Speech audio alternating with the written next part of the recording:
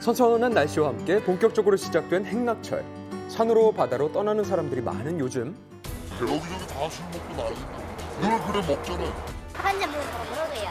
분위기가 좀 깔리죠. 쪽으로 뭐 강제할 수가 없으니까 할 방법이 없잖아요. 때와 장소를 가리지 않는 관광객들의 민폐 행위 1m 밀착 묘보에서 취재했습니다. 지난 주말 경상남도 김해시의 한 휴게소를 찾았는데요. 행락철인 요즘 같은 시기에는 관광객들을 태운 버스가 하루에도 수백 번씩 드나든다고요. 이내 한 휴게소에 멈춰선 관광버스. 그런데 트렁크에서 간이 식탁들을 줄줄이 꺼내오더니 식탁이 왜 나오죠? 버스 뒤편에 자리를 잡네요. 식당이라도 차린 듯 음식이 마련되고 이내 난데없는 식사 시간이 시작됐습니다. 게다가 주거니 받거니 서로에게 건네는 건 바로 술. 고속도로 휴게소 주차장에서 그야말로 술판이 벌어진 거죠.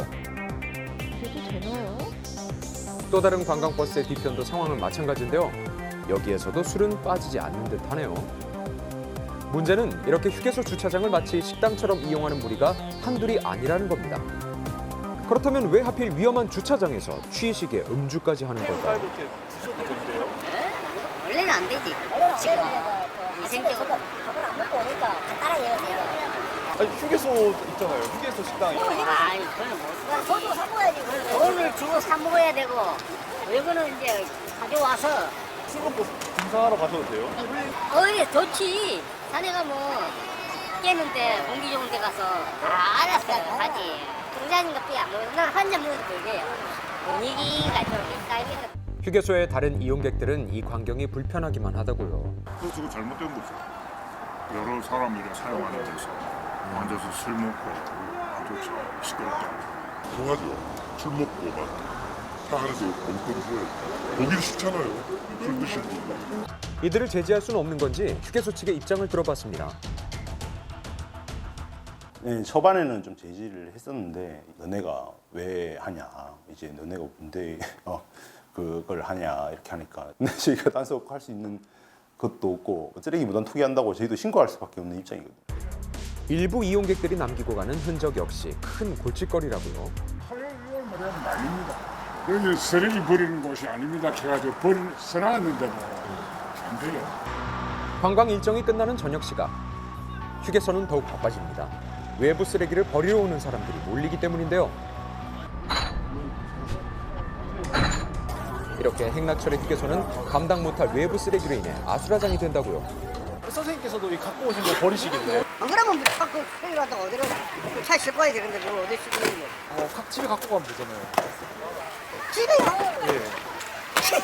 그거는 내한테 묻지 말고 나는 그까지는 잘 몰라. 외부 쓰레기 중에서도 술병의 배출량이 특히 높은 편인데요. 행락객들의 민폐로 몸살을 앓고 있는 곳, 이뿐만이 아닌데요. 경기도 안산시의 한 항구입니다. 일몰이 아름답기로 유명한 관광지이기도 하죠. 하지만 인근 공영주차장이 차박의 성지로 유명세를 타면서 불미스러운 화재 사고까지 발생해 도마 위에 올랐던 곳이기도 합니다. 하지만 그 논란 이후에도 민폐 차박족들은 여전해 보이네요. 어쨌든 여기 주차장이 다 차요 그냥. 손님이 들어왔다가 우리 다 나가버리는 거야. 찾을 데가 없다고. 쓰레기 다 버린 거죠. 그냥 소주병, 캔맥주병, 나도 공영 주차장이 마치 자신의 안방인 것처럼 음주를 즐기는가 하면 여기는 부엌도 있었네요. 주방 도구와 횟감까지 깨끗하게 헹구는 차박족. 오늘 오신 거예요? 아니요, 한 3, 4일 됐어요. 이 가스는 근데 어떻게 쓰시는 거예요? 20kg짜리 LPG 가스 있잖아요. 네. 그걸 호스로 연결해갖고 아. 여기서 왜냐면은 워낙에 비싸 부탄가스가 피해주지는 않아요. 유람선 위에서 술과 함께 즐기는 선상 파티. 누군가에게는 낭만이지만 일각에서는 안전 불감증에 대한 우려의 목소리를 높이고 있습니다. 국내에서 꾸준히 운행되고 있는 한 관광 유람선인데요.